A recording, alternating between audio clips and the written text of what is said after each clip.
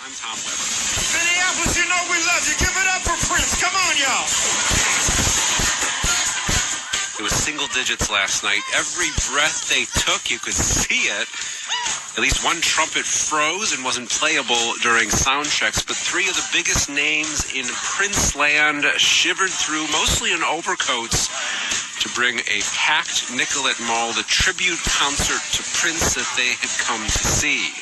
Sheila E, Morris Day and the Time, The Revolution, Together at Last. In fact, Morris Day noted to Andrea Swenson of The Current and me that he'd never been on stage with Sheila E until last night.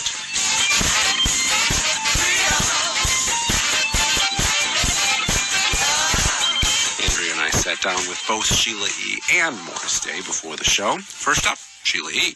A friend of ours, Barbara, who's on a couple of boards around here, we're putting the shows together for helping NFL, and so she called us and said, I want to pitch you for being part of this celebration. So we got a call. Something I was wondering about is there's been a few Prince tributes here in the Twin Cities already, but none with Sheila E so far other than your own solo show that you performed. What was it about this night that made you want to be part of it? They asked me. It's as simple as that. Really? Of course. Like the other ones didn't ask you? They asked me to do this one. A lot of people, when they think about Prince, think about his iconic 2007 halftime show.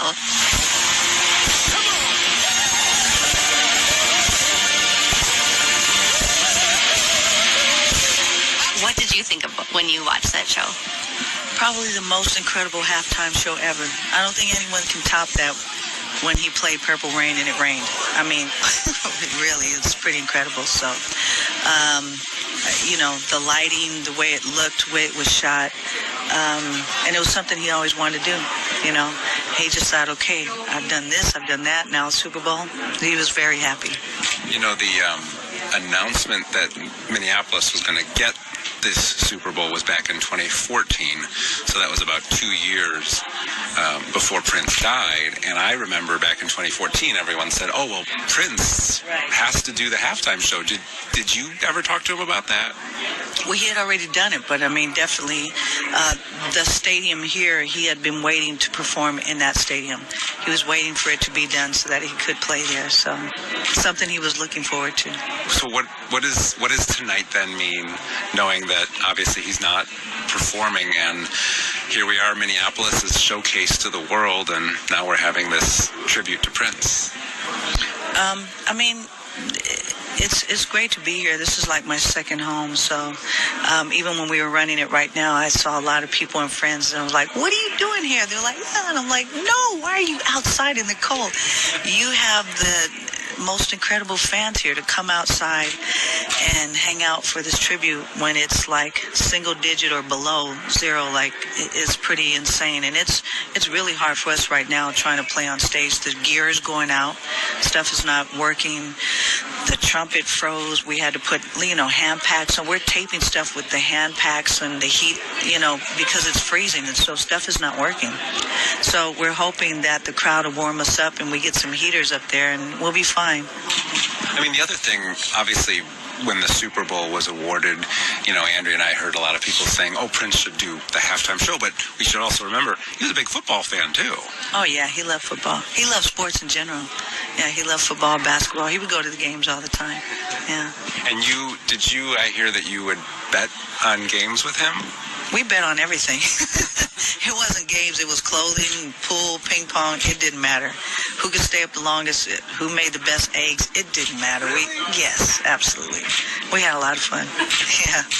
You joined Prince's tour during the Purple Rain era. The Revolution's playing tonight. Morris is another artist who's very involved in those early days of his career. What does it mean to be sharing a bill with these two acts in particular?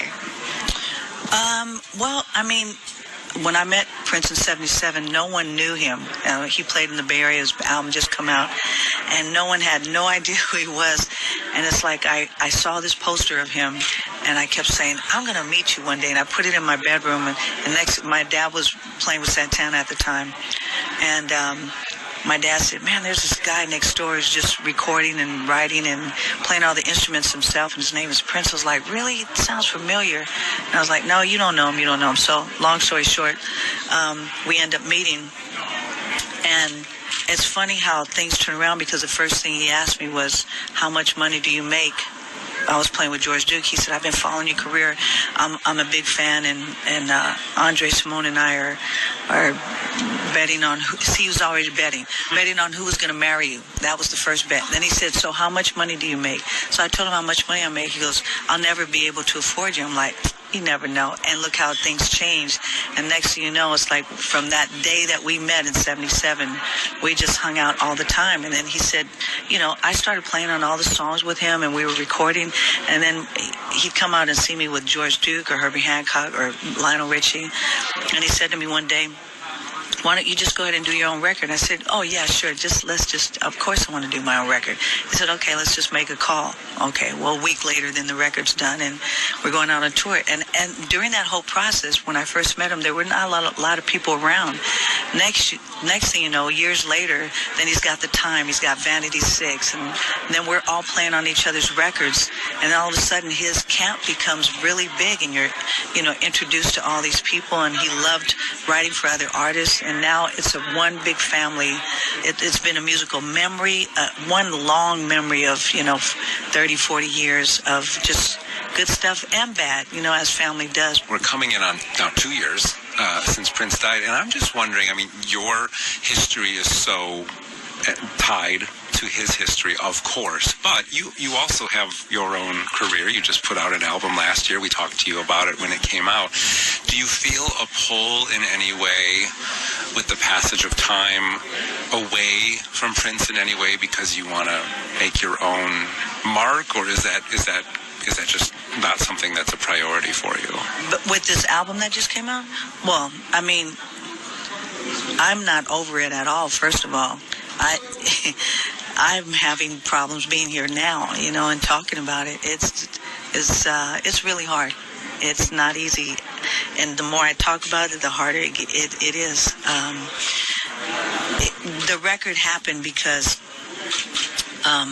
the situation in our country, and people are not used to me saying, hey, I'm mad and I'm pissed off and, I'm angry, but they're used to me, hey, everything's good, God is good, I love you, and I don't always feel like that, and I had to say something. As you know, I couldn't come out with a dance record. The record that I was writing as well, the other record after he passed, there is another record in the vault, and that'll come out when it's time. I'm looking forward to putting that record out. There are a couple more songs I know that I have to finish, and it's, again, still hard to think about it, and